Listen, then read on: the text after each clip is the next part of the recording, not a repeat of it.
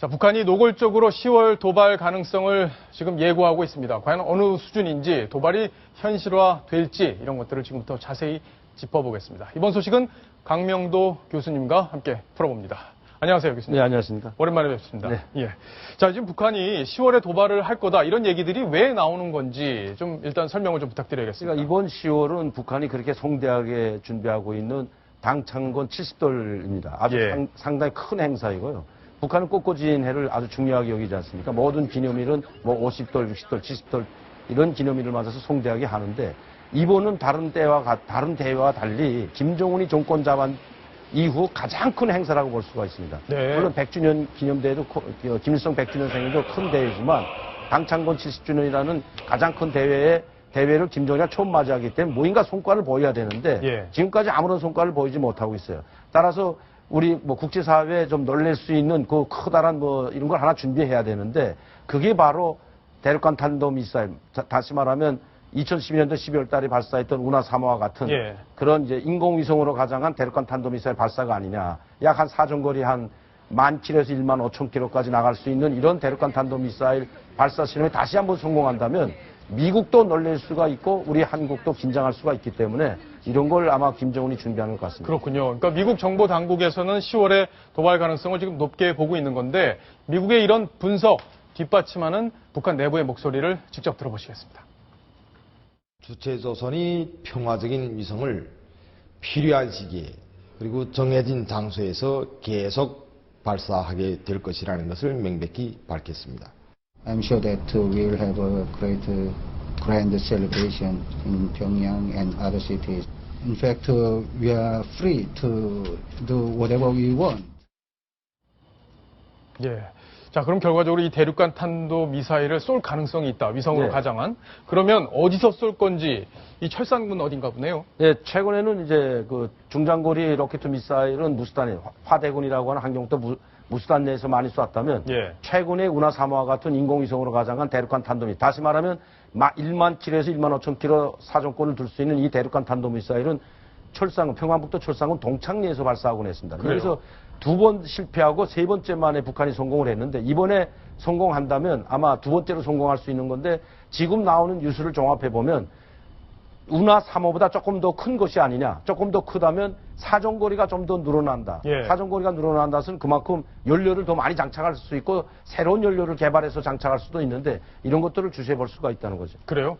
그럼 실제로 발사될 가능성이 높다고 보십니까? 저는 100% 가능하다고 봅니다. 그래요? 왜냐하면 김정은이 전선에도 말씀드렸던 뭔가 커다란 성과를 내야 되는데 예. 지금 아무런 성과도 없습니다. 국제사회에서도 꽉 막혀 있고 북중 관계도 막혀 있고 지금 우리 남북 관계도 그렇고 북미 관계도 모든 것이 지금 출구가 없기 때문에 국제사회를 한번 놀랄만 하고 또 미국이 자국받을 만한 이 커다란 사건을 하나 일으켜야 되는데 그것이 바로 제가 봐서는 이번에 발사하는 인공위성으로 가장한 이 대륙간 탄도미사일이라고 생각합니다. 이것이 만약에 성공하게 된다면 예. 두 번째로 성공하게 된다면 미국이 심각하게 받아들일 거라고 저는 생각합니다. 그렇군요. 네. 결국에는 김정은 입장에선 나 살아있다 이런 걸 보여주는 그렇죠. 좋은 기회로 삼지 않겠느냐. 그리고 또 북한을 이제 많이 장악하고 지금 예. 정치권이 리더십에 대한 문제가 많이 대두되고 있지 않습니까? 현영철도 총살하고 자기 고모부도 죽이고 이런 공포 정치를 몰아가는데 북한이 과연 정치적 리더십 흔들리지 않는가를 봐서 이런 것을 다시 한번 발사하게 된다면 정치적 리더십이 흔들리지 않고 제대로 북한을 이끌고 있다는 걸 다시 한번 과시하라는 의도가 있다고 보여집니다. 그렇군요.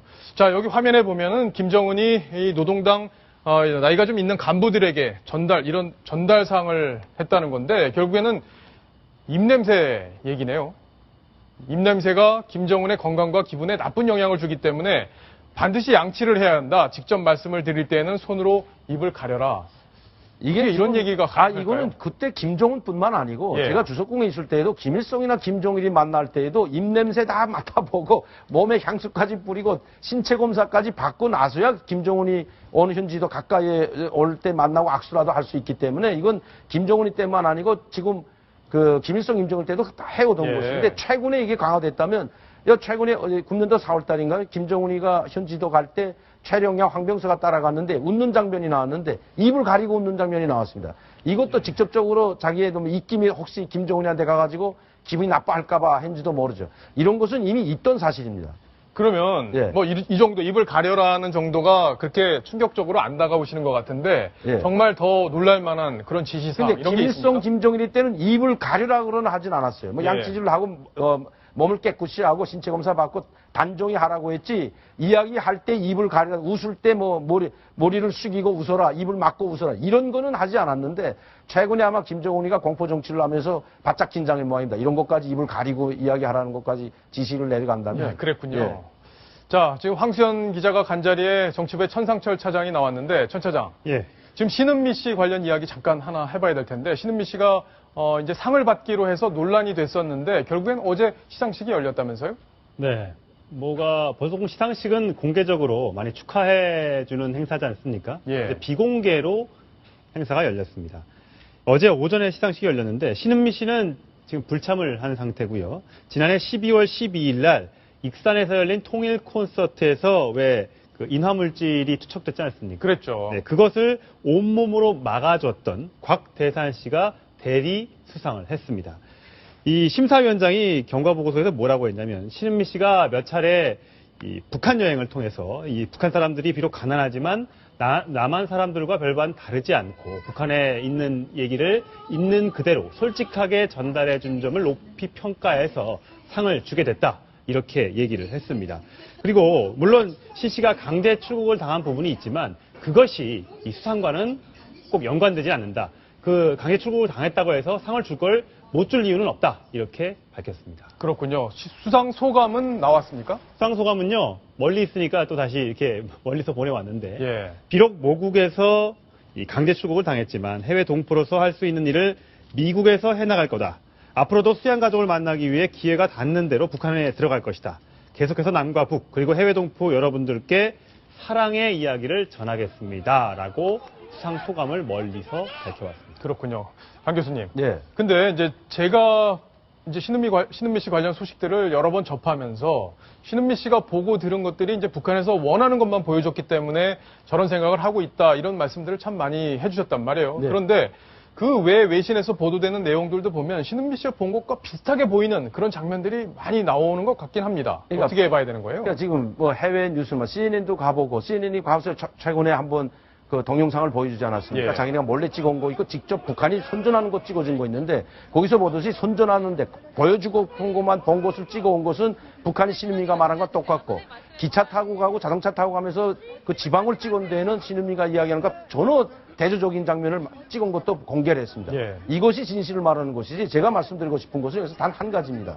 지금 북한은 3대 세습 독재를 하고 있지 않습니까? 독재 정치를 하고 공포 정치를 하고 자기 고모부법만 총살하는 건 현영철이도 총살하고 일반 사람들까지도 공개 총살을 하는데 이 만학 씨, 신은미 씨가 북한이 지금 살기 좋은 나라고 남과 별반 차이가 없다. 북한 사람들도 찾아가는 의료 봉사를 받을 수 있는, 의료를 받을 수 있는 그런 혜택을 누리고 있다는 이런 이야기를 하는 데 대해서 격분을 금할 수 없다는 거죠. 그리고 예. 북한이 보여주는 것만 보고 와가지고 북한이 살기 좋은 나라고 남과 북이 별 차이가 없다고 이야기하는 만화시 이야기한다면 오래 가지 못합니다. 이제 이 이야기도 제가 봐서는 이제 김정은 정권 오래 가지 못하기 때문에 만약의 경우 지금 버림받고 독재 속에서 학대받고 고통받는 2,300만 주민이 과연 통일 후에 아니면 김정은 세습 정권이 끝난 다음에 신은미 씨와 같은 이런 사람들 용서하겠는지 한번 돌이켜봐야 예. 된다고 생각합니다. 알겠습니다. 뭐 강명도 교수께서 잘 정리를 해주셨고요. 천상철 차장. 네. 이희호 여사가 북한을 가잖아요. 네.